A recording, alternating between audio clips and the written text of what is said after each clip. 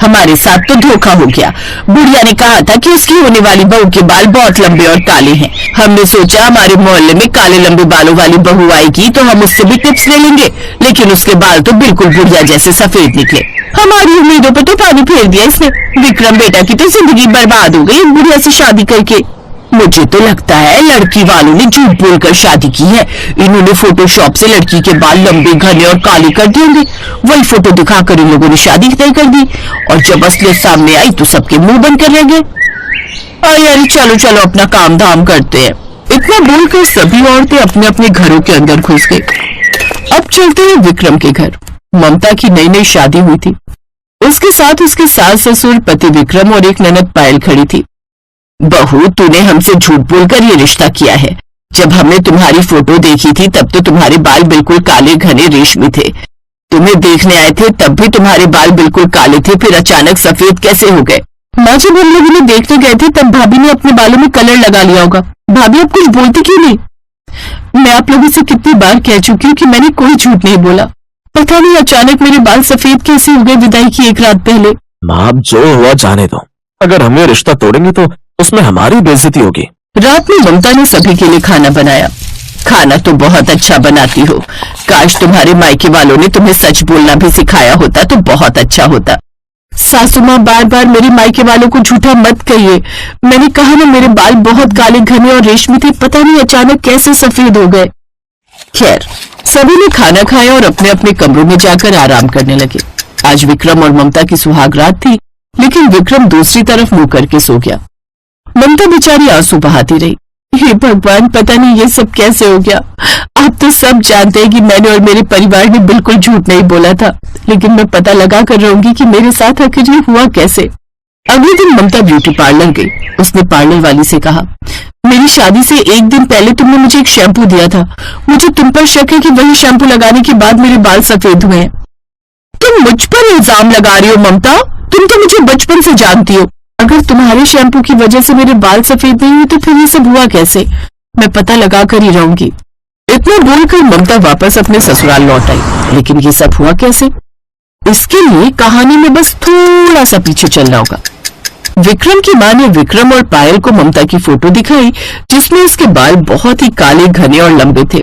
विक्रम और पायल, ये देखो, पंडित जी ने एक लड़की ढूंढी है विक्रम के लिए। मैं तो इसके बालों पर फिदा हो गई। इसके बाल देख रही हो कितने लंबे घने और काले हैं।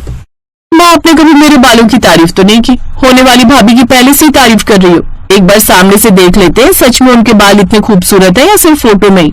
अगले दिन विक्रम की माँ अपने परिवार के साथ ममता को देखने गई। ममता उन लोगों के लिए चाय नाश्ता लेकर आई। उसके बाल घुटनों तक लंबे थे और बिल्कुल काली नागिन की तरह चमक रहे थे।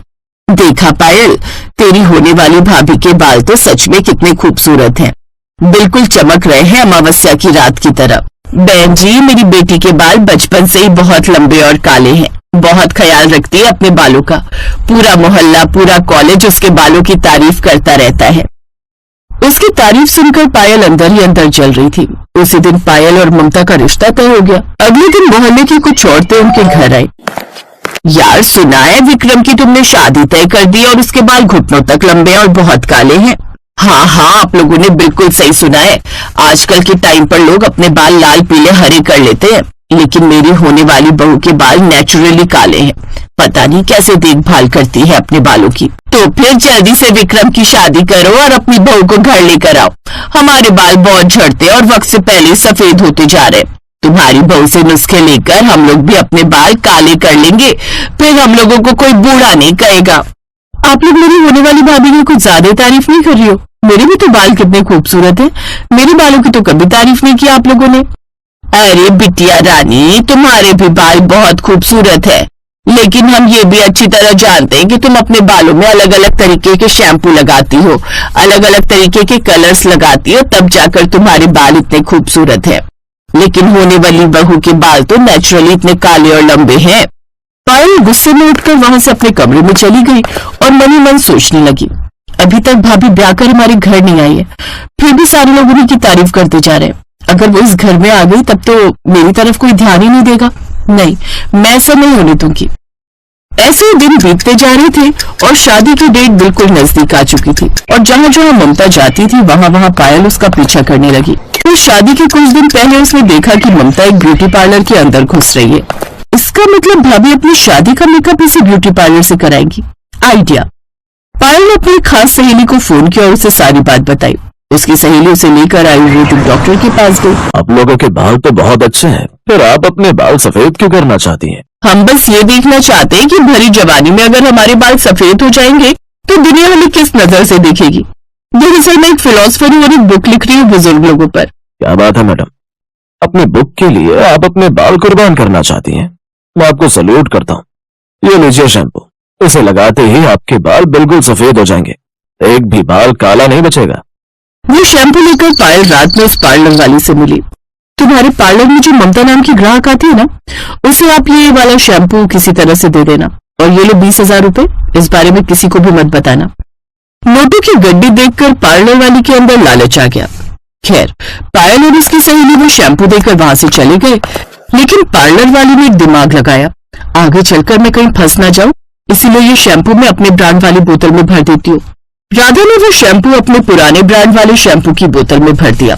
शादी के एक दिन पहले जब ममता उसके पास मेकअप के लिए आई तब पार्लर वाली ने कहा, ममता, ये खास शैम्पू मैं तुम्हारे घने काले बालों के लिए लेकर आई हूँ। इसे लगाते ही तुम्हारे बालों में 4 चांद लग जाएंगे। तुम तो जानती हो कि मैं सिर्फ आयुर्वेदिक शैम्पू इस्तेमाल कर सकती हूँ। ये सब शैम्पू मुझे सूट नहीं करेंगे। तुम मुझे बचपन से जानती हो ना, और तुम्हें मुझ पर भरोसा नहीं है ममता।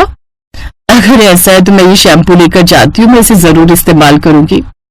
शादी वाले दिन जब ममता ने वो शैम्पू लगाया तो शैम्पू लगाते ही उसके सभी बाल बिल्कुल सफेद हो गए। ममता घबरा गई। उसने इस बारे में अपने माँ बाप को बताया। अब जो हुआ उसे बदल तो सकते नहीं। आज ही तेरी शादी है और शादी तो तेरी होकर रहेगी। बारात बस आने वाली थी, इसीलिए ममता पार्लर भी नहीं जा सकती थी, तो इस तरह से उसके बाल सफेद हो गए थे। अब कहानी एक बार फिर से प्रेजेंट टाइम में वापस आ गई। ममता जैसे अपने घर पहुंची वैसे उसने पायल को अपनी उसी सहेली से बात करते हुए सुन लिया। यार, तेरे आयुर्वेदिक डॉक्टर ने जो शैम्पू दिया था उसे तो कमाल ही कर दिया। भाभी के बाल पूरी तरह सफेद हो गए। हर कोई उनकी बेइज्जती कर रहा है। तो इसका मतलब ये सारा किया करा पायल का है, लेकिन पायल ने तो मुझे कोई शैम्पू नहीं दिया। ममता उसी वक्त राधा के पास गई और उसने 50,000 रुपए पार्लर वाली को दिए। पैसों का लालच तो उसे था ही, इसलिए उसने सारी सच्चाई ममता को बता दी। मैं सोच भी नहीं सकती थी कि पैसों के लालच में तुम इतनी गिर जाओगी। मुझे अपनी गलती का एहसास है ममता, ये पैसे तुम रख लो, अब मेरे पास एक प्लान है। राधा ममता के साथ उसके ससुराल आ गई। दोनों कमरे में बैठकर आपस में बातें कर रही थी। ममता, ये शैम्पू लगाते तेरे बाल इस बार घुटनों तक नहीं बल्कि पैर के पंजों तक लंबे हो जाएंगे और इतने काले हो जाएंगे जितना काला आसमान भी नहीं होता। Thank you so much Radha, तुम्हें पता है इन सफेद बालों की वजह से मेरी बहुत इंसल्ट हो रही है। खैर, इतना बोलकर राधा वहां से चली गई, लेकिन उनकी बातें पायल ने चुपके से सुन ली। रात में पायल ने वो शैम्पू ममता के कमरे से चुरा लिया। अब देखना, ये शैम्पू लगाकर मेरे बाल पैरों के पंजों तक काले हो जाएंगे और फिर सभी लोग मेरी तारीफ करेंगे। अगली सुबह पायल ने उस शैम्पू से जैसे ही अपने बाल धोए वैसे ही वो पूरी तरीके से गंजी हो गई। हे राम, ये क्या हो गया? मैं तो पूरी तरह गंजी हो गई। अब तो पूरा मोहल्ला भाभी से ज्यादा मेरी बुराई करने लगेगा।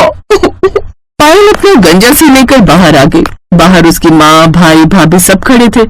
माँ, ये गंजी लड़की कौन घुसा हमारे घर में? पता नहीं विक्रम, मैं नहीं जानती इसे। कौन हो तुम? निकलो मेरे घर से। माँ, मैं हूँ आपकी बेटी पायल। भाभी ने कल रात एक शैम्पू मंगाया था, वही शैम्पू मैंने जैसे ही लगाया मैं बिल्कुल गंजी हो गई। मुझे पता था कि तुम ये शैम्पू जरूर चुराओगी, इसीलिए मैंने ये सारा नाटक किया था। अगर तुम अपने बाल वापस चाहती हो तो सारी सच्चाई घर वालों को बताओ। राधा ने मुझे सब बता दिया है। पायल ने सारी सच्चाई बता दी। पायल, तुम्हारे बचपने की वजह से बहू को कितने ताने सुनने पड़े। इसके बाद पायल ने अपनी सहेली को फोन किया और ममता को लेकर उसी आयुर्वेदिक डॉक्टर के पास गई और बाल उगाने वाला शैम्पू लेकर आई। कुछ ही दिनों में पायल के बाल उगाए और ममता के बाल पहले जैसे ही काले हो गए।